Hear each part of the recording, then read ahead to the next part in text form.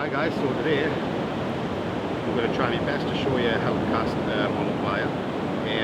It's the perfect conditions today for the use of multiplier when you need that little bit extra distance because you need to get past the breakers. So hopefully I'm going to explain how to use a multiplier reel today.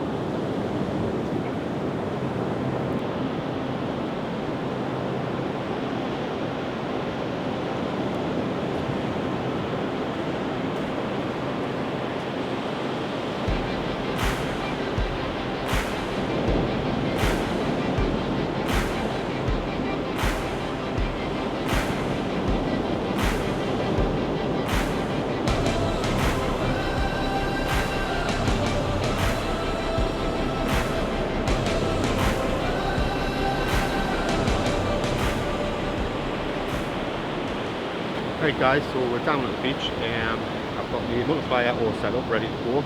I've got my rig on with my bait and I'm ready to cast out. The first thing you want to check is make sure that you've got your brakes on. I would suggest putting these on full if you do casting a multiplier. Next thing what you want to do is put your thumb on your spool to stop it from moving. Disengage the spool by pushing your lever down or pushing your button in, it depends which one. What this will do is disengage your handle from the spool so you can spin that, and as you can see it's not moving there. So once you're set up, you're ready to go. If you let go with your thumb, obviously your weight's going to hit the floor, so you have to flick that back on, take that back up. If you've got a leader on and you're planning on doing a bit of power casting, make sure your leader knot is either to the left or right to the right, depending where you put your thumb. So because I'm not power casting today, I'm not using a knot. I'm not using a leader, sorry. So basically put your thumb on, disengage your spool and then go and cast out.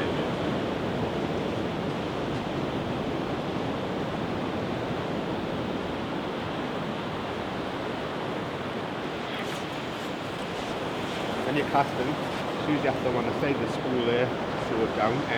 Before it hits the water, make sure you stop the spool, otherwise you'll get a bit backlash. Once you've cast out, re-engage your spool and you're ready to reel in when you've got a bite. Right guys, when it does come time to reel in, and if you've got a fish or something, all you're doing is basically strike as you normally would, like that. When you're reeling in with this, try and get this as level as possible for your next cast. If you end up punched up on one side or punched up on this side, it's just going to make your cast overrun the next time. So if you can, try and get it as level as you can. Basically just use your thumb and guide the line from one side to the other, depending how fast you're reeled in really. I don't know if you can see that. Just reel in, guide the line from side to side. After a little bit of practice you'll get quite good on it, and you'll not really have to look. Just on a night time it's a little bit more difficult, but when you've got your headlight on you should be okay.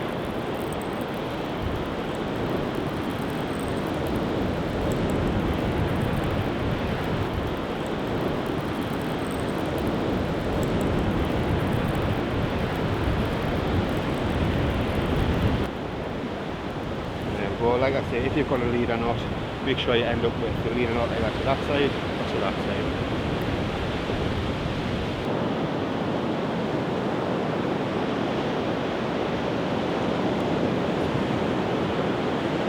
First thing you want to do when casting your multiplier out is set the drop of your rig. Everybody's different, everybody likes a different drop. After you've set your drop, make sure you've got your brakes on, if you're using your brakes. I would suggest putting these on full. As you get better at casting, just loosen them off one by one until you no longer need to use them. So what we're going to do is we'll set our drop, we'll put that thumb on, use the other hand, disengage the spool, and now it's ready to cast out. What we're going to do is put the rod behind you, cast out. As the rod comes forward, you let go with your thumb. Obviously that's going to let the line out. If you keep over your thumb too much, you're going to end up burning your thumb. And if you don't move your leader knot to the side, you'll end up slicing through your thumb. I've done that quite a few times.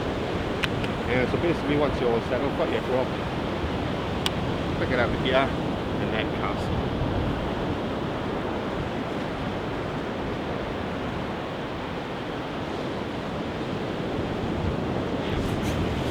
As it's casting, you can just use your thumb there on the side of the spool and and that'll stop it. Hopefully stop you getting any overrun. I would suggest stopping it just before it hits the water as well, because if you don't, all this will just bubble up and it'll backlash. But I'll show you what a nest looks like on the other multiplier, because I don't want to use this one, because this is the one I use for fishing all the time. Okay guys, so on this rod here, I'm going to show you what a nest looks like.